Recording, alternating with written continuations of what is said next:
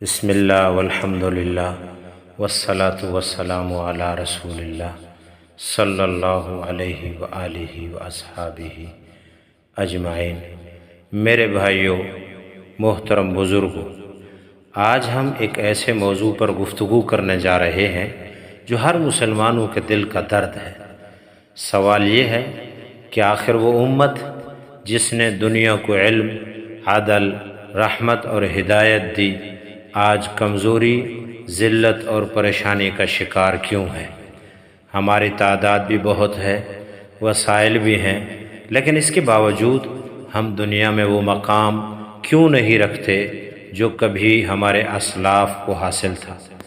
قرآن کریم ہمیں اس سوال کا جواب واضح طور پر دیتا ہے۔ ان اللہ لا یغیر ما بقوم حتی یغیروا ما بانفسہم۔ بے شک اللہ کسی قوم کی حالت نہیں بدلتا جب تک وہ خود اپنی حالت نہ بدلے۔ یہ آیت کریمہ ہمیں بتاتی ہے کہ اگر ہم عزت چاہتے ہیں تو سب سے پہلے اپنے ایمان، اعمال، اخلاق اور زندگیوں کو بدلنا ہوگا۔ میرے عزیز بھائیوں، ہم آج دوسروں کو اپنی کمزوریوں کا ذمہ دار ٹھہراتے ہیں، لیکن کیا ہم نے کبھی اپنے دل میں جھانک کر دیکھا کہ ہماری نمازوں کا کیا حال ہے جو اللہ کا سب سے بڑا حکم ہے؟ قرآن سے ہمارا تعلق کتنا مضبوط ہے؟ اللہ کی سب سے بڑی کتاب سنت نبوی پر ہمارا عمل کتنا ہے؟ کیا ہم اللہ کے احکام پر چل رہے ہیں؟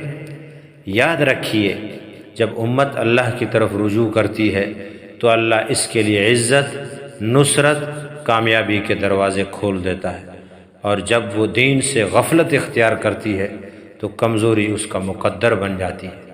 اسی لیے آج ہم قرآن و سنت کی روشنی میں جاننے کی کوشش کریں گے کہ مسلمانوں کے موجودہ پستی کا اصل سبب اور اس کا واحد علاج کیا ہے۔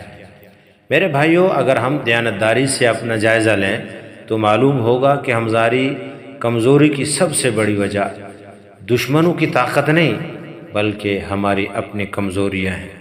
اللہ تعالیٰ نے قرآن مجید میں فرمایا، وَمَا أَصَابَكُم مِّن مُّصِيبَةٍ فَبِمَا كَسَبَتْ أَيْدِيكُمْ۔ تم پر جو بھی مصیبت آتی ہے وہ تمہارے اپنے اعمال کا نتیجہ ہوتا ہے۔ آج ہم نے قرآن سے اپنا تعلق کمزور کر لیا، نمازوں میں سستی کیا، نمازیں چھوڑ دیں، سنت نبوی ہماری زندگیوں سے دور ہوتی گئی، اب تو اجنبی بن گئی، اور دنیا کی محبت نے ہمارے دلوں پر غلبہ پا لیا، غلبہ حاصل کر لیا۔ میرے بھائیوں، میرے عزیزوں، اس کا تعلق صرف سیاسی، معاشی یا دنیاوی تدبیروں میں نہیں، بلکہ سب سے پہلے اللہ کی طرف سچی توبہ، قرآن و سنت کی طرف واپسی، نمازوں کی پابندی، اخلاق حسنہ کی اصلاح اور دین کو اپنی زندگیوں میں نافذ کرنے میں ہے۔ اور ایک بات ہمیشہ یاد رکھیں، ہمارے نبی حضرت محمد مصطفیٰ صلی اللہ علیہ وسلم آخری نبی ہے، اب قیامت تک کوئی نیا نبی نہیں آئے گا، اس لیے دین کی حفاظت، اس پر عمل اور اسے دوسروں تک پہنچانے کی ذمہ داری اب امت محمدیہ کے کندھوں پر ہے۔ اگر ہم خود دین پر چلیں اور دوسروں کو بھی محبت اور حکمت کے ساتھ اللہ کے دین کی دعوت دیں تو یہی امت کے عروج کا راستہ ہے۔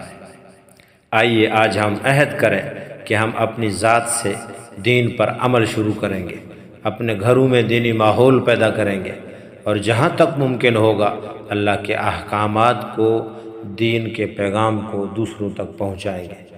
اور میرے بھائیوں، جب بھی ہم امت مسلمہ کے سنہری دور کو دیکھتے ہیں تو معلوم ہوتا ہے کہ ان کی اصل طاقت نہ دولت تھی، نہ بڑی فوجیں اور نہ ہی دنیاوی ساز و سامان، بلکہ ان کی اصل طاقت اللہ پر مضبوط ایمان، رسول پاک صلی اللہ علیہ وسلم کی کامل اطاعت، قرآن کریم سے گہرا تعلق اور دین کی دعوت و محنت پر تھی۔ اللہ تعالیٰ نے قرآن کریم میں فرمایا، وَاعْتَصِمُوا بِحَبْلِ اللَّهِ جَمِيعًا وَلَا تَفَرَّقُوا۔ سب مل کر اللہ کی رسی کو مضبوطی سے تھام لو اور آپس میں تفرقہ نہ ڈالو۔ یہ آیت ہمیں بتاتی ہے کہ امت کی کامیابی اتحاد، قرآن و سنت سے وابستگی اور اللہ کی اطاعت میں ہے۔ میرے بھائیوں، بزرگوں، صحابہ کرام نے دنیا کو اپنی طاقت سے نہیں بلکہ اپنے ایمان، اخلاص، قربانی اور دعوت کے ذریعے بدلا۔ وہ خود بھی دین پر عمل کرتے تھے، دوسروں تک بھی اللہ کا پیغام پہنچاتے تھے۔ یہی وجہ تھی کہ اللہ تعالیٰ نے انہیں عزت، غلبہ اور کامیابیاں عطا فرمائیں۔ آج ہمیں بھی ایسے راستے پر چلنے کی ضرورت ہے۔ آج ہمیں بھی اسی صحابہ والے راستے پر چلنے کی ضرورت ہے۔ صرف دوسروں کو بدلنے کی فکر کافی نہیں، بلکہ سب سے پہلے ہمیں اپنی اصلاح کرنی ہوگی۔ جب ہر مسلمان اپنے گھر، اپنی نماز، اپنے اخلاق اور اپنے معاملات اور اپنے کردار کو اسلام کے مطابق بنائے گا تو معاشرہ بھی بدلے گا۔